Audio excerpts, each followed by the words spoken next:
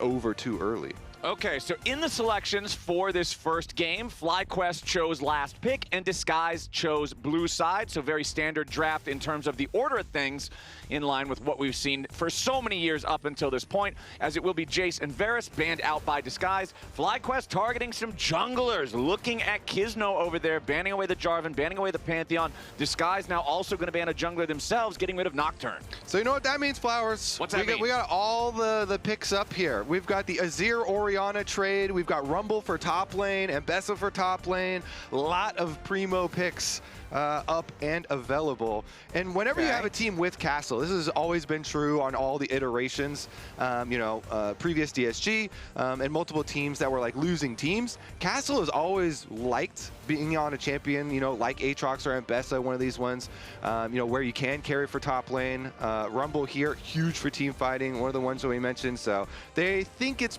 first pick worthy, and they're fine trading Orianna Azir. Seemingly, maybe they even have a little surprise cooked up. Response. But I'm not predicting any sort of surprise. Callme did have a really good Akali game. So Akali is another option if you're feeling more spicy and you don't. Not this game, it's not. That was the third ban there from FlyQuest, so I agree with you. That's respect for his really good Akali game. So they're not going to get that level of spice. But there you go. You get the Orianna. We're assuming the Azir will be on the other side. And then what's your other answer here? I would probably prowess something for Gryffinn. I mean, Gryffinn talking right now.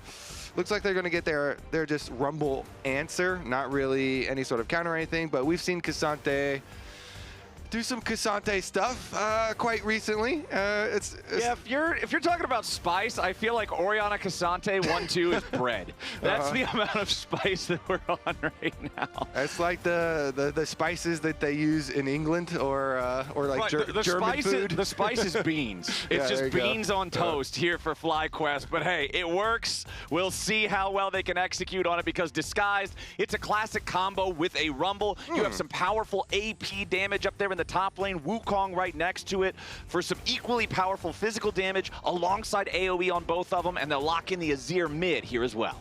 There you go. Okay, they shifted through some of the other options, but at the end of the day, Flowers, it is always Orianna versus Azir.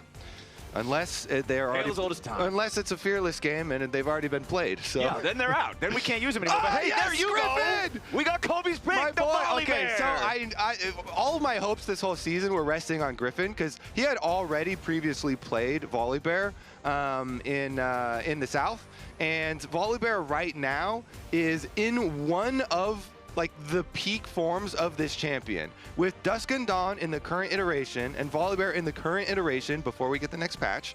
Gotta put that on the list. This champion is one of the best users of this item.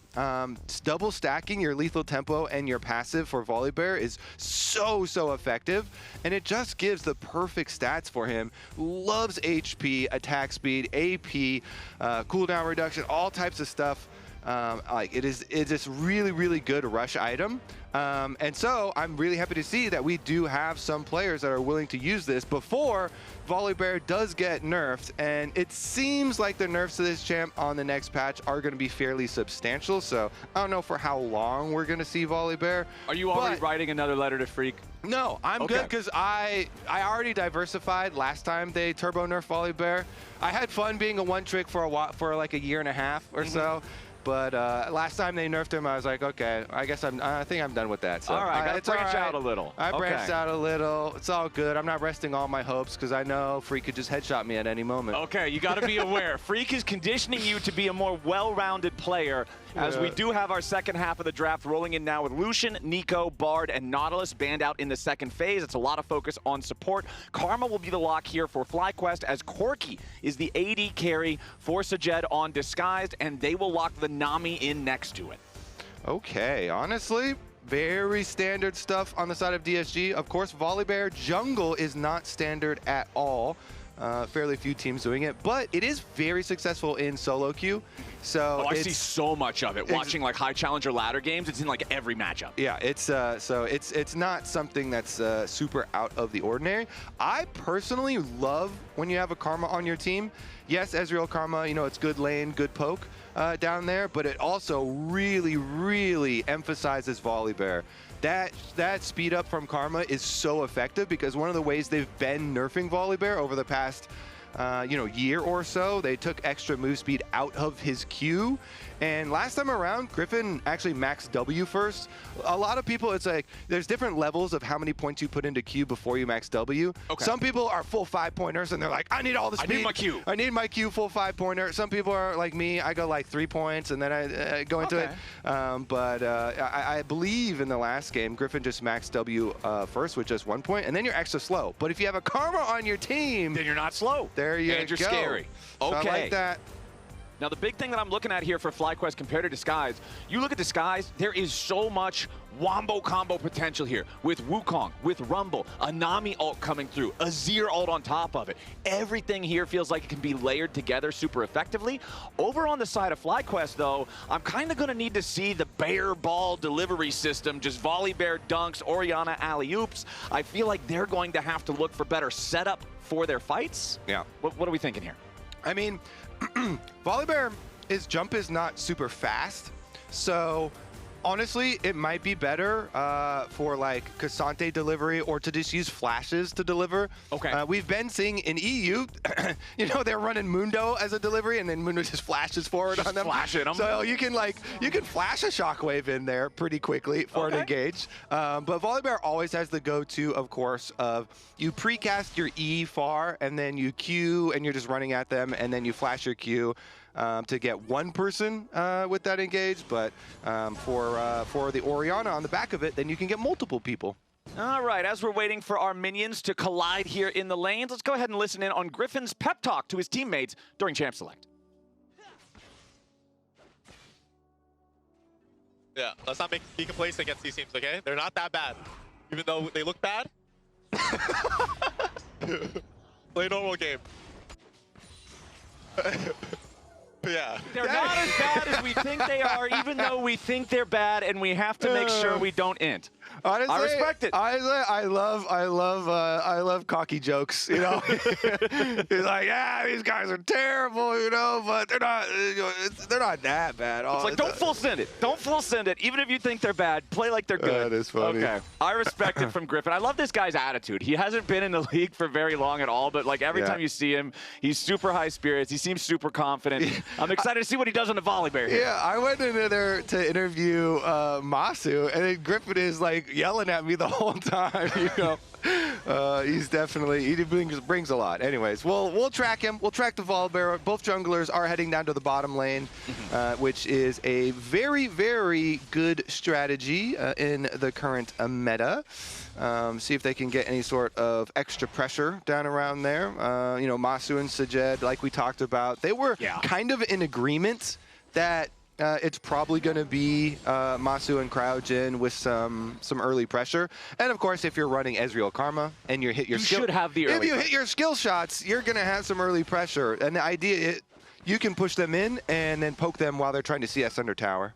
Yeah, Ezreal Karma, very deadly from range there. A question to pose to all y'all DSG fans that might be out there. Obviously, the season has started better than 2025 did, with this squad being able to grab a win in week 1. But can they fight their way to the top half of the standings? Can they truly defy expectations? That top we will have to see. That's pretty high, Flowers. Yeah, it's definitely above at least 4. But right now, it's true. Because they're 1-0. They're doing it. They're making it happen. So right now, it is true. So how high will they finish, though?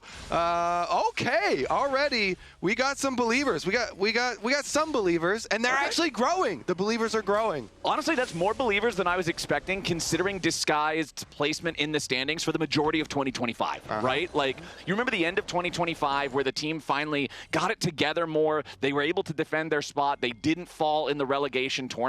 But throughout a lot of the year, especially early on, there were so many struggles for the team. So seeing 40% of viewers believe in Disguised for top half is honestly pretty reassuring for them. Yeah, definitely is. We got Papa Smithy in the chat. He's always very complimentary. He likes talking about both Sajed and Massu, of course. They were both under the FlyQuest organization. I'm sure Papa Smithy doesn't want them doing well at the cost of FlyQuest doing poorly, yeah, right? Yeah. It's like, oh, we want them both to do well, but one of them to do a little bit better. But if I have to pick, I'm picking our guy, right? Like, I would love for everybody to be able to hold hands and be happy, but... he's like, I hope Sajed can lose gracefully, you know, and still look good individually. Maybe he'll get like a pentakill, but then they still... Yeah. I hope Sajed gets to work on his losing gracefully and Massu gets to work on winning humbly. As far as what we did see from this DSG team, though, that gave a lot of people confidence was, honestly, Callme here, that is on screen at the moment in mid lane, he had some very impressive games, I thought, and definitely bringing a lot more carry potential and playmaking potential as we see Gryffinn going for the invade on the Raptors here. Volibear definitely can bully Wukong early on, and so trying to use that pressure. And I like how observers split the cam here because it shows the invade from Gryffinn is at a time when Massu and Cryogen are also crashing the wave into the tier 1 turret bottom. So Sajed and Lyonz don't want to have to rotate over to a chicken pit to take some like Colonel Sanders fight for this little tiny camp because they don't want to leave all those minions underneath the turret. So I like the timing here from FlyQuest. Yeah, and they got pushing mid lane too. Orianna crashing a wave in mid lane, so you've got mid push, you got bot push. Great time to try something. I believe Kisno got plenty of value out of the Raptors still, and he's going for the Orianna play. Okay, Quad could be in a little bit of danger here. Kisno saves the Nimbus strike to try to chase him after Quad gets away there with the shockwave, but Quad still alive, does not have to spend the flash. Worth noting, he did already take his first recall, both mid laners did, so he doesn't have a TP, and he is at 300 HP and almost no mana, so Quad's not in great shape despite staying alive and not spending the summoner spell. Both mid laners now going to take the chance to recall. Okay, so Gryffinn over here on Volibear as well after finishing up his own side. Taking the Raptors, then going back to his blue side and easily take Dragon. Volibear can easily solo Dragon, no problem. So good objective control here for FlyQuest. Ooh, and level 6 now too on the Volibear. Gryffinn knows that there's that control ward in the tri-brush, the FlyQuest ward disabled by it, so he just runs in, immediately smashes that disguised control ward, make it a little scarier down here for Sajed and Lyonz, who are just stuck underneath the tier 1 turret. Anyway, Kisno's going to go ahead and make his invade towards that red buff. Bubble misses from Lyonz, not going to interrupt the recall there for Massu. If that one was placed just slightly closer, it would have hit, but it was a blind fire from the Nami, so it does not connect, means Masu's tempo isn't interrupted. And speaking of getting interrupted, Kisno wants to finish this red before Gryffinn can show up and try to contest him for it, and sure enough, he will get that goal. So Gryffinn loses out on the second spawn of his red, just has to go to Krugs instead. Yeah, all right, Kisno doing a pretty good job. I went back to check the smite too because it was pretty close, but Kisno also landed the smite on his own Raptors, so his defense of the Raptors was pretty good there too. Nicely done. And now with flash on Wukong, with level 6 on Wukong Flowers, you've got your work cut out for you. Definitely have some targets towards mid lane. Bottom lane's pretty hard to gank. It is Ezreal with a Karma as well down there, so very slippery, pretty hard to stick on, and maybe they'll just focus towards the Orianna instead. Yep, man, there are 10 flashes up on Summoner's Rift right now. If you're a jungler, you love having your flash up, but you don't love it when the enemy laners do as well, harder to make those plays than they would like to see. And honestly, with the state of Phase Rush, before it gets nerfed on the next patch, man, Orianna is actually quite slippery as well. So with Flash and with Phase Rush, even with an Azir on your team, it can be hard to pull off that play. That's why it was unfortunate for DSG that they didn't get Quad to actually burn his Flash the last time they went and visited and used the Azir ultimate, and Quad did a nice job just using his ult to be able to Phase Rush proc and walk away. Exactly. That was the perfect example of what Phase Rush does. Just ult the guy and walk out of it. Callme trying to go for the Emperor's Divide yet again, but once more, not going to find success. Lyonz now in a little bit of danger. Massu going very far forward, and it's first blood of the 2v2. FlyQuest is bloodthirsty. Okay, so DSG, at least they did get the flash in mid lane this time, but then Massu also flashes forward, and he's using his flash to get a kill, and it is first blood with the extra gold. Massu and Cryogen indeed using the Ezreal Karma here very effectively. They had constant pressure, earned themselves CS leads, earned themselves tower plate gold, earned themselves first blood. So it is definitely looking like kind of both of them may be expected, maybe not to this degree, but full pressure from FlyQuest, and this is what you like to see them use the early pressure very effectively, getting a lot of value, take away the red buff as well after the first blood, and successful bottom lane plays. Man, that bottom lane lead is excruciating now. Nearly 1,000 gold for Massu when the team's gold lead is just about the same overall, plus 25 in farm in the bottom lane, and even mid and jungle are also farm advantages for Fly. Back in draft, you mentioned how Castle, whether it's on Disguised or previous other teams that he's been the top laner for, he likes to be able to play a carry and try to impact the game even if everything else is rough. And right now, he is the only individual who's ahead of his counterpart on Disguised. He's the only one who has that gold lead, plus 500 over the Ksante. Ksante is still Ksante though, man. I'm feeling like Disguised is not too happy with these first 9.5 minutes. Yeah, they definitely could be finding more success. I think they would have loved, maybe if the first visit had gotten the Orianna flash, then they could have got the kill the second time around. But they're going to have to repeat now that it is down if they want to get anything done there. Otherwise, FlyQuest can just keep pushing ahead, keep stacking objectives. Next Dragon only a minute away. And you can see there, Castle's Rumble completing his Liandry's Torment. In case you missed it, that Power Spike moment means MasterCard card holders can click on the link pinned in chat for their chance to win $50 in RP. But Castle's going to need a lot more than 50 gold to carry this game when the whole team is 1,000 gold behind. That 45 seconds till the next Drake means that I'm expecting to see some attention paid towards the bottom half of the Rift right now as Massu and Cryogen keep the pressure mounted on the Tier 1 turret. You can see Kisno clearing through his camps, clearing through this bottom side jungle. He's around the bottom lane, but there's not really a whole lot for him to look at right now. Yeah, I mean, yeah, Massu did use his flash offensively, so he doesn't have to flash, but I mean, he's still Ezreal. Ezreal. Flash is right there on E. Exactly, and constant health advantage, and Karma there right beside him.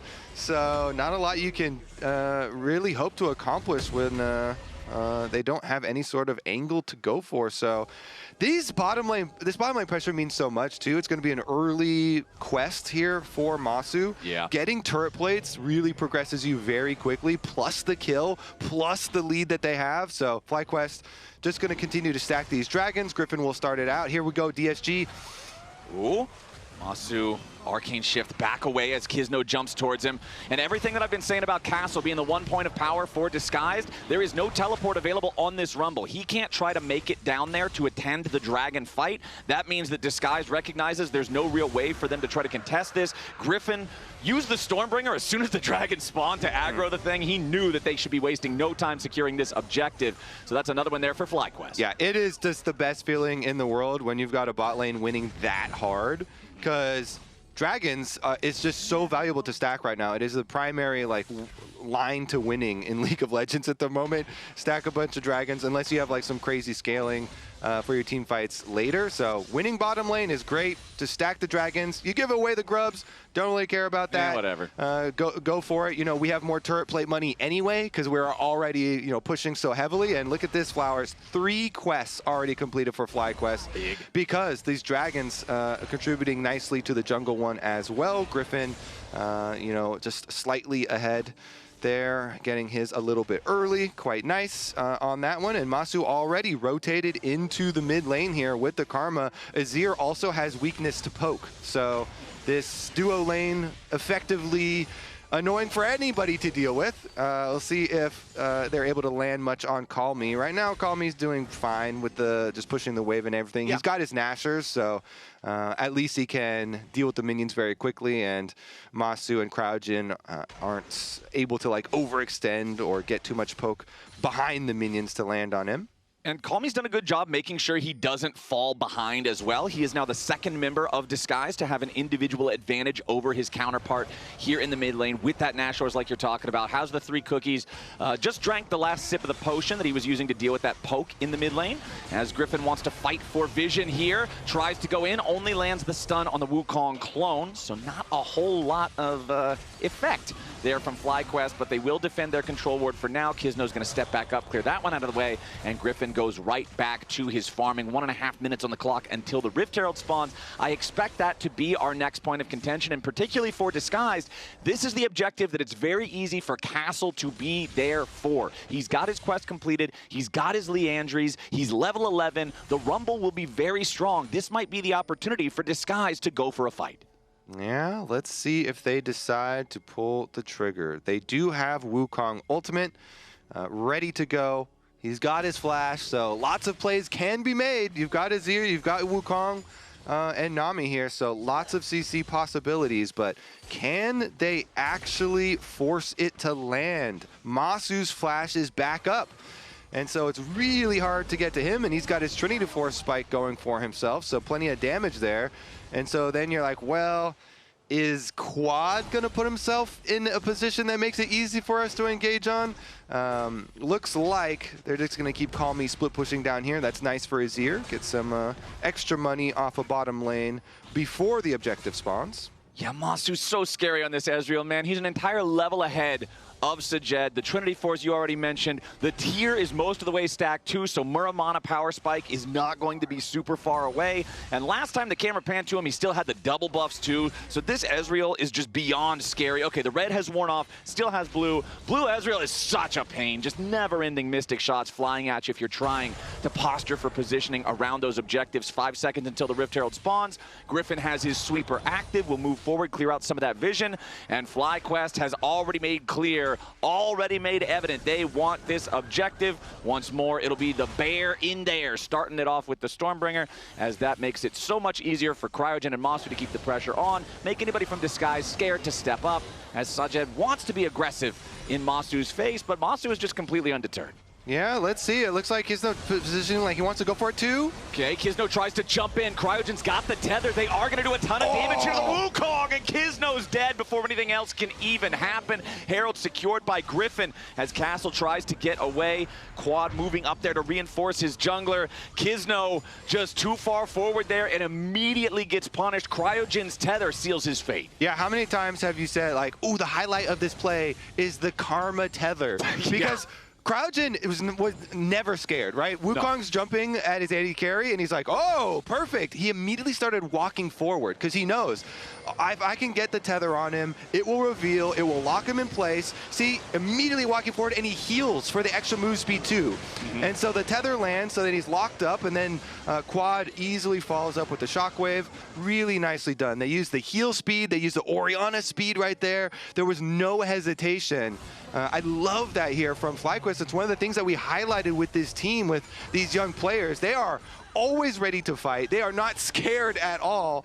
I mean, you even heard in the comms at the beginning of the game, Gryffinn was like trying to calm them down before the game even started. He's like, hold on, you know, everybody remain in control here. Don't go too crazy.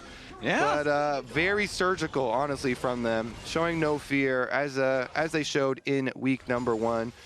So nice stuff again from FlyQuest, controlling the objectives. Karma Tether is part lie detector. Anytime a champion tries to go invisible or bamboozle you, as long as the tether is there ahead of time, you are going to be feeling pretty good, but Griffin's feeling bad. Immediately just exploded. He tried to call the Uber with the Rift Herald, but he couldn't get home safely. And now FlyQuest has already lost their jungler. The fight might go further from here. All out from Gakgos means Massu's grabbing the kill on Castle. This guy's still sticking around. Kisno could be in some danger here as Massu is once more empowered by the Karma shielding the Herald in mid. They're going to take down the tier 1 turret. Massu's got to be a little bit careful here, down to half HP. 3-1 game for FlyQuest, 2,000 gold ahead. Herald walking forward, trying to grab the second charge here. Will it hit? Kaboom! Yes, it does. Sajed will finish it off after it has already accomplished its mission. And FlyQuest, with their jungler just now respawning, making his way back out onto the Rift, will not start the Dragon up just yet. But Kobe, I have to be thinking Griffin's eyes are on that next neutral. Yeah, his eyes were previously on a gray screen, and so after reviving, now he can turn them straight to the dragon.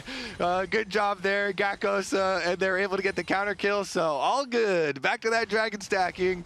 Just a very slight delay in number 3. It's still going to be a fairly early one here. Kisno is back, though. Kisno could try and go for a steal over the top. Looks like they're going to walk around the outside instead. Okay, the Drake is already secured. Gakgos here soaking most of the aggro from Disguised early on. Castle has gone behind enemy lines, and he did not want to be there. True Shot Barrage hits Callme and Kisno. Gakgos still looking for a little bit more. Gryffinn goes through the Hex Gate. The Volibear jumps straight into disguise as Kisno and Callme both barely get away. FlyQuest really wants these kills. It's less than 100 HP on either one of them. Gryffinn is still chasing. Kisno's got plenty of speed for now. Doesn't look like Gryffinn will be able to catch, but he is looking for it. No. As soon as he walks into the turret, he realizes the chase will go no further. Disguised very happy to not lose jungler and mid laner there as well after Castle just sends himself straight into the waiting maw of FlyQuest. Now Callme back down here trying to protect the tier 1 turret. Again, just trying to absorb all the pressure from this FlyQuest bot lane duo that's been having such a good game. Yeah, that was not a good Hex Gate, Flowers. No. The castle has fallen. That Hex technology is dangerous technology. They did warn us about that in Arcane. Yeah, exactly. It's very Even if it's dangerous. not made of Scorpion Souls anymore, it's still bad. Yeah, it's very dangerous. So obviously after that play is made, then it's a tough spot for DSG because they're going to be down their top laner. So, I mean, Castle is going over. It is, I mean, that's always going to be a really dangerous play. But again, you know, Griffin's like, okay, great, I'll flash over. And so he immediately flashes the wall to get the kill. Cool part here is they use the shockwave on the Ksante. So they give it to Gakgos, and then he can kind of do his quick little engage there with the double dashes and get his little initiation into the shockwave. And they're having fun. FlyQuest coaching staff over here watching the kids have fun playing as well. I feel like ThinkCard's grin had to be with the Hex Gate. It had to be like, yeah, that's not a Hex Gate we should have took. So, pretty cool, we'll take it. Yep, you love that if you're on the FlyQuest side. These guys are now 3,000 gold ahead. They're on Dragon Soul Point. They're going to pick up this tier 1 turret in the top lane. That's going to bring them up to 3 turrets total, 2 in mid, 1 in top. Still got to deal with that one down there in bottom lane, but Gakgos is on it right now. And Kobe, we've got less than 3 minutes until it'll be the Dragon Soul spawns. This is now, there's no more time for lollygagging. There's no more time for fun and games. Ha-ha, tra-la-la. We're just some 5 guys having a good time. Dude, there's always time for fun and games. There's no time for fun and games. They're literally playing games. Dragon Soul is on the line. Fun is gone. Games is gone. Disguise, the pressure is there. If they do not have an answer for this Dragon Soul here in 2.5 minutes, close the curtains, turn out the lights, go home. This one's done. True. Honestly, Flowers, games are only fun when you win. They're the most fun when you win, that's for sure. For a competitor. So if you're losing, the fun gets a little, it just shrinks every... Yeah. With every extra 1,000 gold and every dragon that you lose, your fun diminishes a little bit. That last letter just starts to disappear, and it's just an F-U at that point. It's not the best time on the Rift, and Disguised are quickly running out of options. 21 minutes on the clock, less than 2 minutes until the Soul. And Disguised, what could they possibly find to give themselves an advantage here?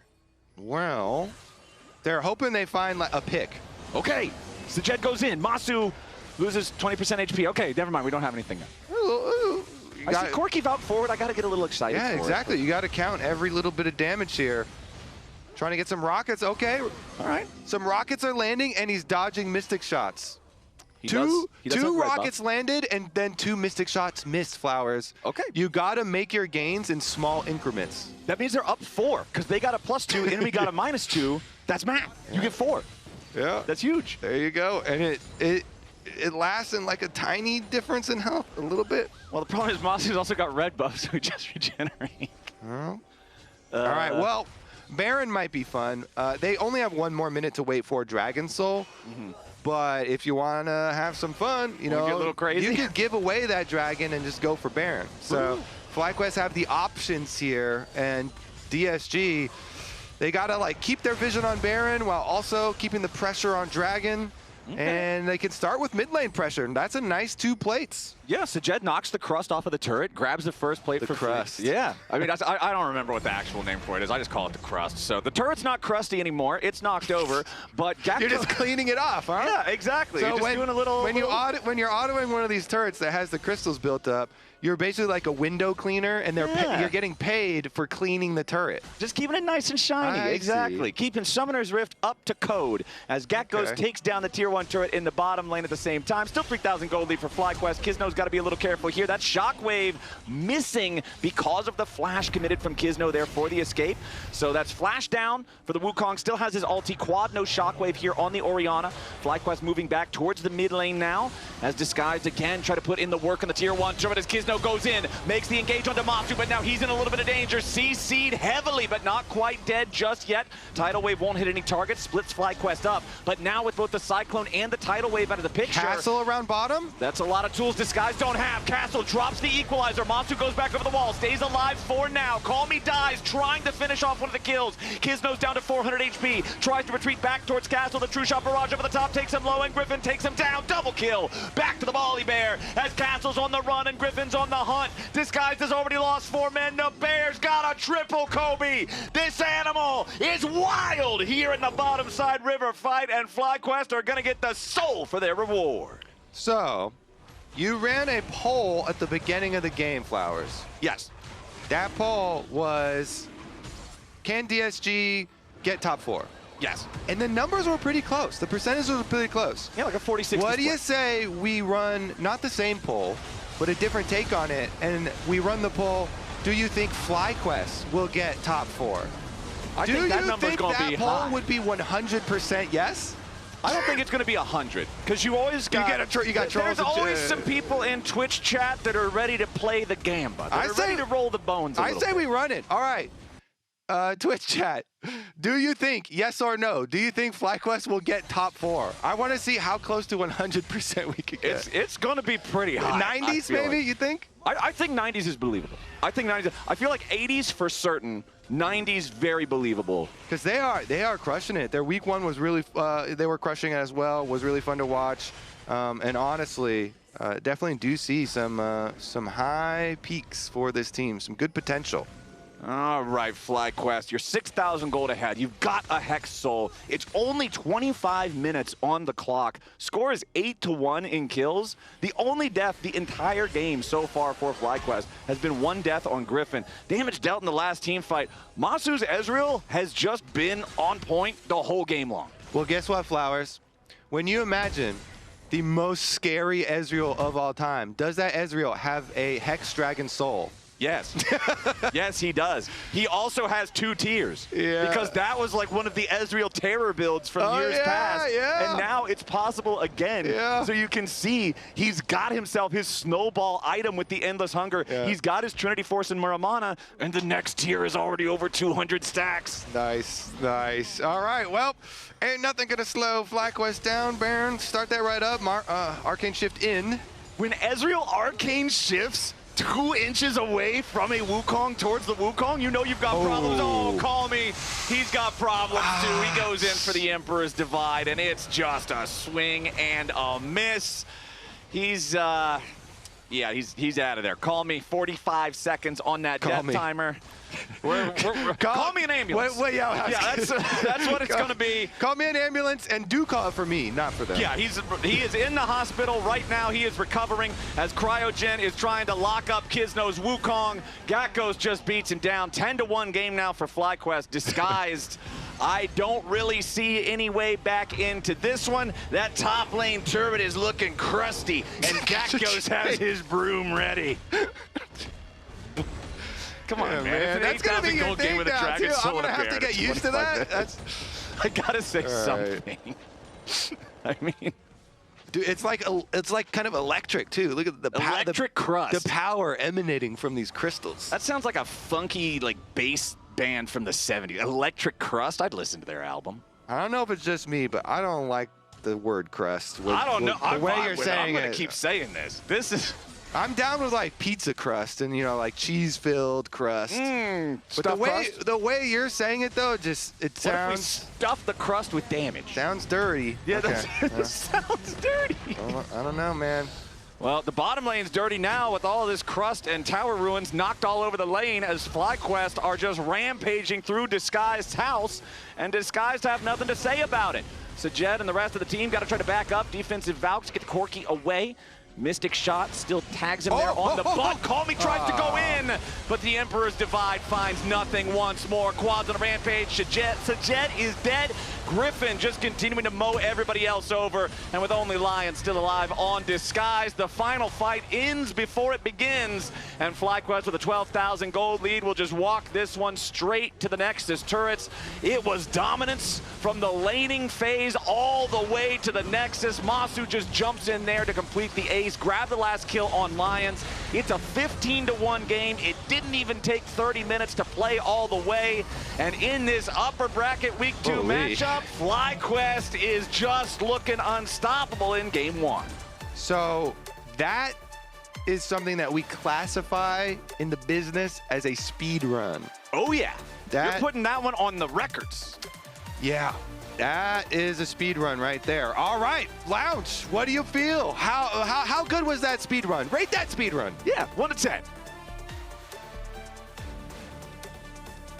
You know? I was already ready to say it was pretty good because I thought that was the toss, and then he added out of 10, and I was like, if you're doing like a 10 out of 10 speed run, it's just an absolute drubbing. True. I thought there were windows in there where Disguise looked like, okay, we're preparing a counter punch, we're going to have this set up. And then I think it was a really big miss executions in those moments on their part. Yeah. That FlyQuest was able to capitalize on. In addition,